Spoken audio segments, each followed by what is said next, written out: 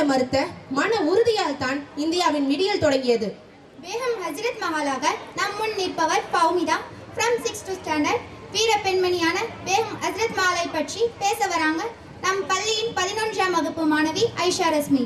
அஸ்ஸலாமு அலைக்கும் வரஹ்மத்துல்லாஹி வபரகாத்துஹு. சுதந்திரம் இந்த ஒரு வார்த்தை இன்னைக்கு நமக்கெல்லாம் சாதாரணமா கேட்கலாம்.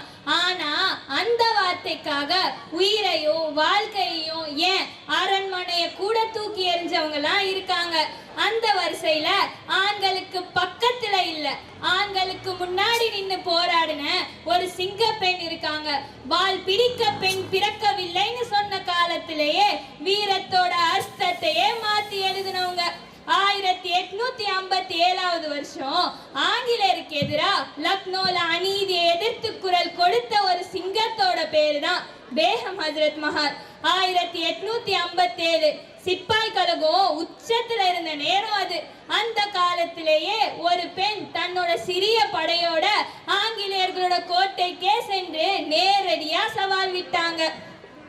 லக்னோல இருந்த பிரிட்டிஷ் தூதரகம் முற்றுகையிடப்பட்டுச்சு. படை எண்ணிக்கை என்னமோ கம்மிதான், ஆனா துணிச்சலா எண்ணிக்கைக்கே அப்பாற்பட்டு இருந்துச்சு. பிரிட்டிஷ்காரங்க சிறைப்பிடிக்கப்பட்டாங்க, தூதரகம் முற்றுகையிடப்பட்டுச்சு. ஆங்கிலேயர்களோட அகம்பாவும் அன்னைக்கே சுக்கு நூறா உடஞ்சிச்சு.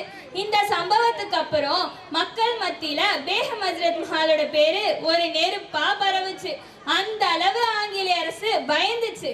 அவாத்தை சேர்ந்த முஸ்லிம் வீரர்கள் கிளர்ச்சி செய்வாங்கன்ற பயத்துல பராக்பூர்ல இருந்த தங்களோட சொந்த படைப்பிரிவையே ஆங்கிலேய அரசு கலைச்சிச்சு. இதனால ஆங்கிலேயர்களோட கோபம் அதிகமாச்சு, உச்சத்தையே தொட்டுச்சு. 1858 மார்ச் 6ஆம் தேதி சுமார் 30,000 வீரர்களோட மேஜர் கேலின் அவாத்துக்கு படையெடுத்தாங்க. 5 நாள் தொடர்ந்து நடந்த அந்த போர்ல பேகம் ஹஜ்ரத் மஹாலோட படை மேஜர் ஹட்சனை கொன்னுடுச்சு. ஆனா எதிரியோட படைபலமோ அளவில்லாதது. ஒரு கட்டத்துல நிலைமை மாறிச்சு. தோல்வியோட விளிம்பில் பேகம் ஹஜ்ரத் மஹால் தன்னோட ஆதரவாளர்களோட அவாத்தை விட்டு வெளியேறி நேபாள் வனப்பகுதிக்கு போனாங்க. அங்கேயும் சோதனை முடியல. நேபாளத்துக்கும் பிரிட்டிஷ் அரசுக்கும் ஒரு ஒப்பந்தம் இருந்துச்சு. பிரிட்டிஷாருக்கு எதிரான புரட்சியாளர்களுக்கு புகலிடம் தரக்கூடாதுன்னு. அதனால நேபாள அரசு கடுமையா அறிவிச்சது, சரணடையுங்கள், இல்லையெனில் புகலிடம் இல்லை. ஆனா அந்த மிரட்டலுக்கெல்லாம் பேகம் ஹஜ்ரத் மஹால் அசைந்தாரா? எந்த வேறு நாட்டிடமோ நான் சரணடைய மாட்டேன்னு உறுதியா சொன்னாங்க.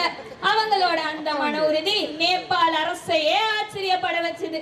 சில நிபந்தனைகளோட அவங்களுக்கு புகலிடம் வழங்கப்பட்டுச்சு. நேபாள அரசரே நேர்ல வந்து சரணடைஞ்சா ஆங்கில அரசு உங்களுக்கு எல்லா உதவியும் செய்ய தயாரா இருக்குன்னு சொன்னாங்க. ஆனா அதுக்கு வந்த பதில் சரணடைவதை விட இறந்து விடுவதே மேல். ஆங்கில அரசு அரசியல் அதிகாரம் தவிர எல்லாம் தரதா உத்தரவாதம் கொடுத்தாங்க. ஆனா அவங்க சொன்னது ஒண்ணுதான், எந்த நிலைமையிலையும் நான் சரணடைய மாட்டேன். மாறா இந்தியால இருந்து ஆங்கிலேயர்களை விரட்ட நேபாள அரசு ஆயுத உதவி செய்யணும்னு கேட்டாங்க. சிப்பாய் புரட்சி தோல்வி அடைஞ்சதுக்கு அப்புறம் ஈஸ்ட் இந்தியா கம்பெனி கிட்ட இருந்து ஆட்சி பறிக்கப்பட்டுச்சு. இங்கிலாந்து ராணி விக்டோரியா ஆட்சி ஏற்றதா அறிவிப்பு வந்துச்சு. பேகம் ஹஜ்ரத் மஹால் சரணடைய மறுத்ததுனால அவங்களுக்கு ஓய்வூதியம் வழங்கப்படாதுன்னு அறிவிக்கப்பட்டுச்சு. 1877ஆம் ஆண்டு அவங்க இந்தியாக்குள்ள நுழைய முயற்சி செஞ்சாங்க. ஆனா அனுமதியோ மறுக்கப்பட்டுச்சு. இறுதி மூச்சு வர விடுதலைன்ற கனவை கைவிடாத அந்த வீராங்கனை 1877ஆம் ஆண்டு ஏப்ரல் 7ஆம் தேதி காத்மாண்டுல காலமானாங்க. அவங்களோட தியாகத்தை நினைவு கூர்ந்து இந்திய அரசு 1984ஆம் ஆண்டு அஞ்சல் தலையை வெளியிட்டுச்சு.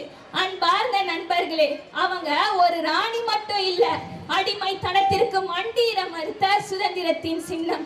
ஜஸகல்லாஹு ஹைரன். அஸ்ஸலாமு அலைக்கும் வரஹ்மத்துல்லாஹி வபரகாத்துஹு.